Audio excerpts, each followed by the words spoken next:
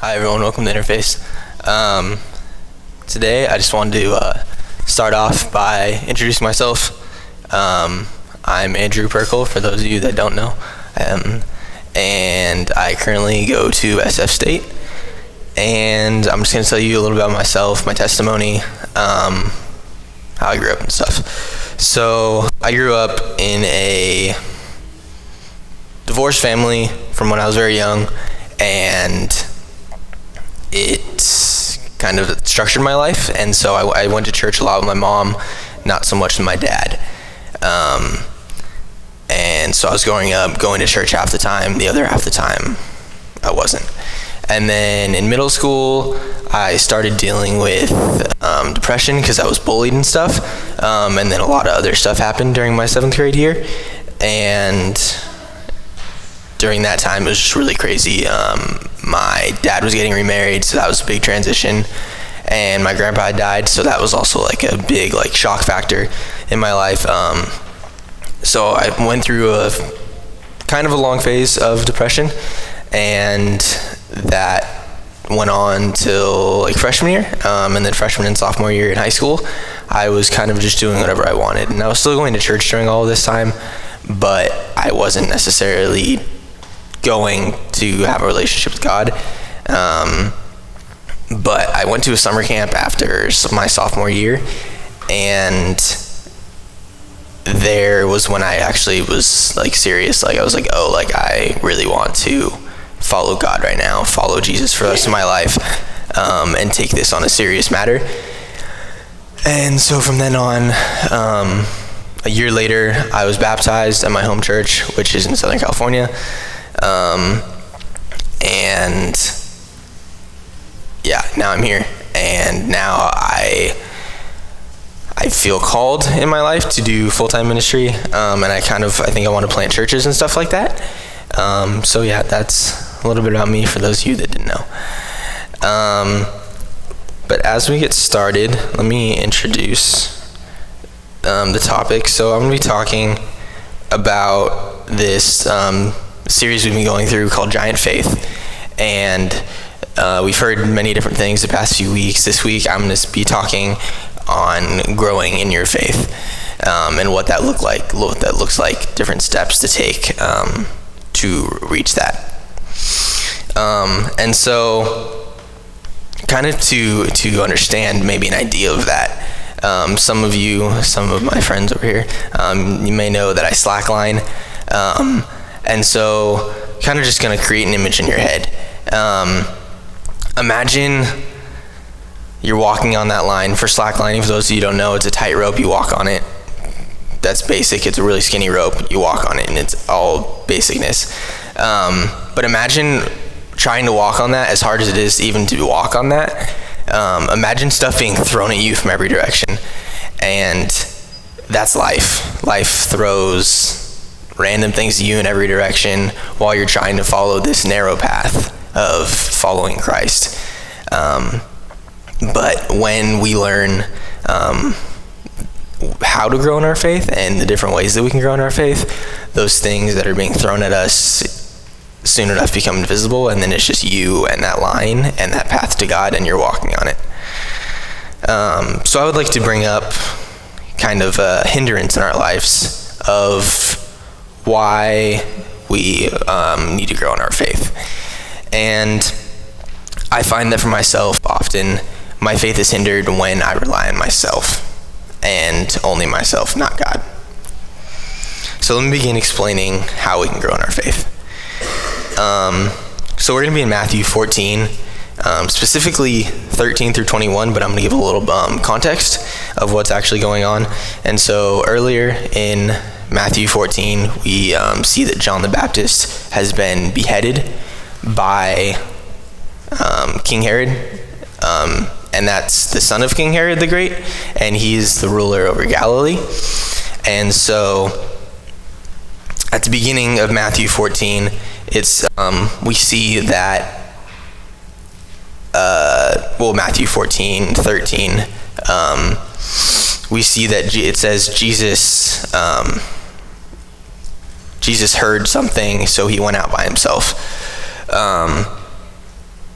And so what he heard of was the fact that John the Baptist had been beheaded, and that's why he's going off to a desolate place by himself. And then later we see that the people had heard of this, and so they followed him by foot, and they met him on the shore. There on the shore, Jesus, he had compassion on the people, and in the passage we see that he healed their sick and he spent time with them, but sooner than they knew it, it was night. And the disciples, they weren't really questioning God at all. They were just kind of like, hey God, or hey Jesus, it's getting late, like people are getting hungry, I think we should send them home. But Jesus was like, no, I think let's feed them ourselves. And so this is where we really start diving into the passage here. So the first step that we need to realize of how to grow in our faith is that growing in our faith starts when we bring everything we have to God. And this is also what the disciples learned.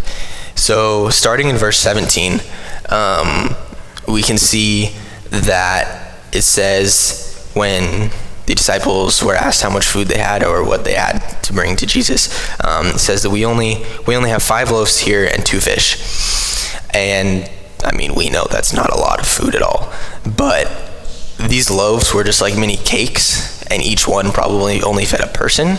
And these fish, they weren't fresh, they were pickled usually, and so like that's not going to feed a lot of people. And something I want to make note of, because most of us have heard of this story before, feeding of the 5,000, which is what this is. Contextually, we don't know how many people are there yet. We don't know. We just know that there's disciples, there's Jesus, and there's a large crowd. Verse 14 only tells us that there's a large crowd. So as readers, I think that's important to know, because we don't understand how crazy the idea is to the disciples quite yet. But this is where the disciples have to start trusting. So in verse 18, Jesus says, "Bring them here to me." And this shows how the disciples' faith was stretched, as well as it showed that Jesus had something planned. And so I think the disciples knew that, because that was where they took their step of faith in him and were like, okay, here's the food. And they didn't question Jesus. They weren't like, oh, but you only have this much food. And they were like, oh, okay, no, here's the food. Do what you're going to do with it. So as we move on further, in verse 19, it says that Jesus, he looked up and said a blessing. Jesus prayed to the Father, God, his Father, and this shows us 2 different things. It shows us, one, that not only did Jesus perform the miracle of multiplying all the food and bless it, but also the Father did as well. And it also shows their unity, because he was still praying to his Father even though they are one and the same. And secondly, Jesus trusted in his Father, as the disciples had trusted in Jesus, that the food would be provided for everyone that was there present. And this is all in the Bible context, all the context of what's happening for the disciples. But if we were to relate this to us now, I think that we must surrender everything we have to God. And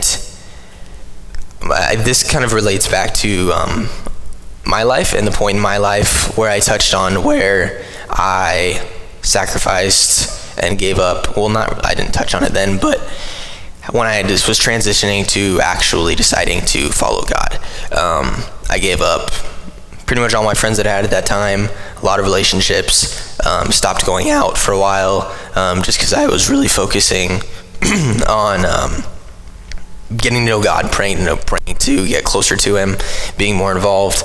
I started going to church more every Sunday, and that was a crazy point in my life, because I was only having that, and God definitely blessed me in that situation, because he provided me with a whole new set of friends and a whole new life goal, and that still continues today, even in college, I would say.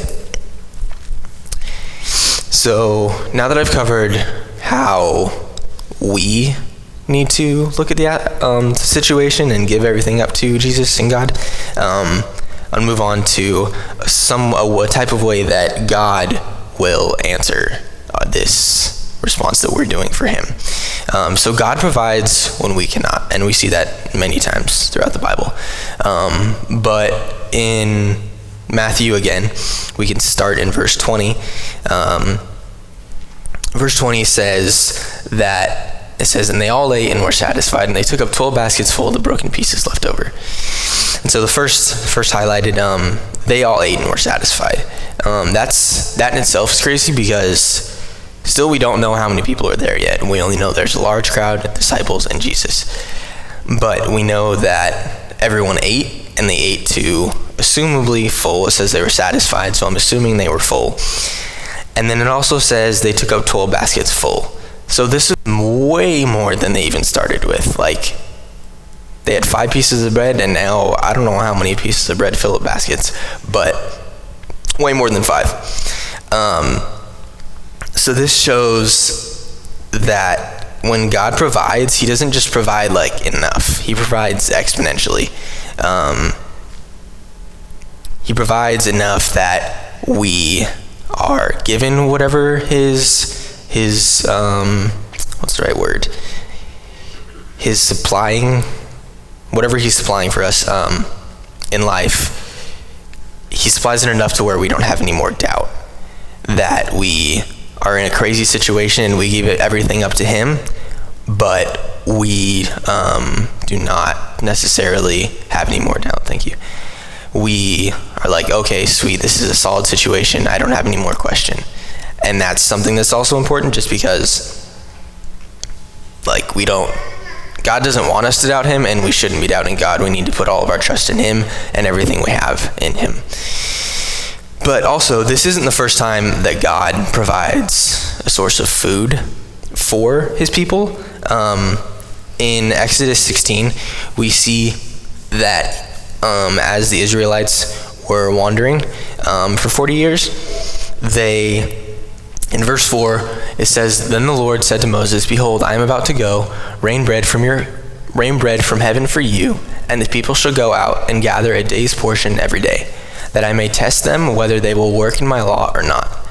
And so this is a connection back to how Jesus was praying and how the disciples are interacting with Jesus, because although Jesus didn't tell them, he wasn't like, okay, I'm going to multiply all this food and give it to everyone else. The disciples knew that something was still going on. And later on in this chapter, in verse 35, it says that the people of Israel ate the manna 40 years until they came to a habitable land. And so here again, we see the exponential amount of food that God created. Like, yes, it says that they gathered a day's portion every day, but at the same time, they did this for 40 years. Like, that's a lot of food. That's a lot of substance that God had provided for them. And so I'll move back to Matthew, verse 21. And we can see that it says, and those who ate were about 5,000 men besides women and children. So here we finally realize how many people are there. We realize that there was 5,000 men, and that's just men. And so, I mean, we could throw random numbers out there, make some different calculations of how many women and children there were. But there was 5,000 plus people.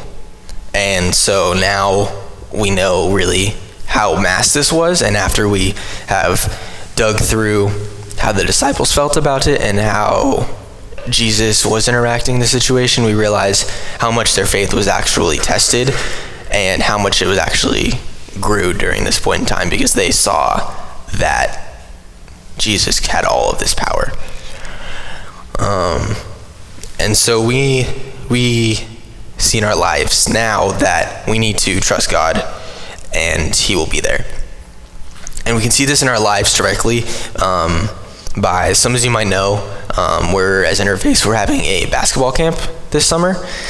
And so James, he was looking for different gyms in the Sunset, and gyms they're really thin to begin with. There's very, very few of them.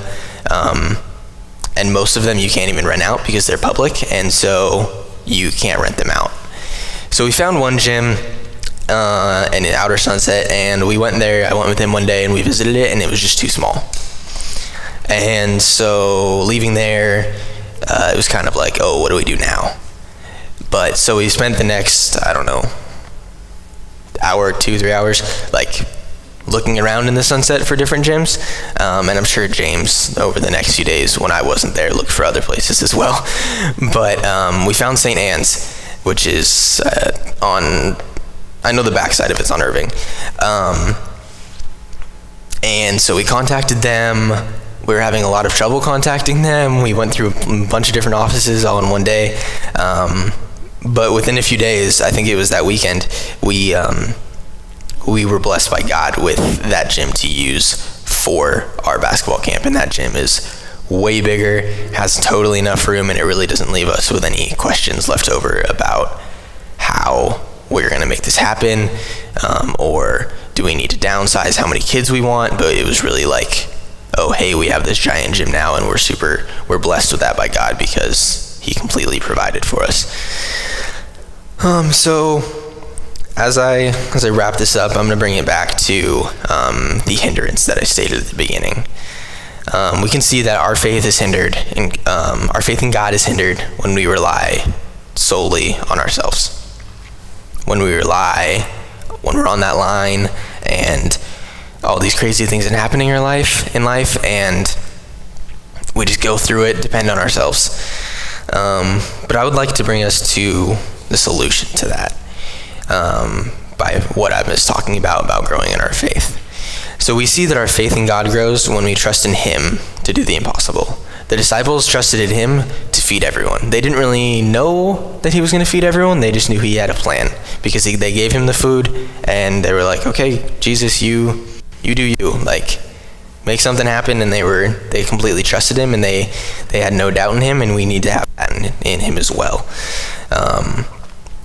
So practically in life, when we bring everything to God, hopefully we'd be able to see how he provides, because I know for myself, plenty of situations in my life, God has provided on many different grounds. But I would like to challenge everyone here today that we put all of our trust in God and see what he does. See how he provides, see how he responds, because I almost guarantee that he will, because we're putting all of our trust in him and all of our faith in him, and he will respond. Let's pray.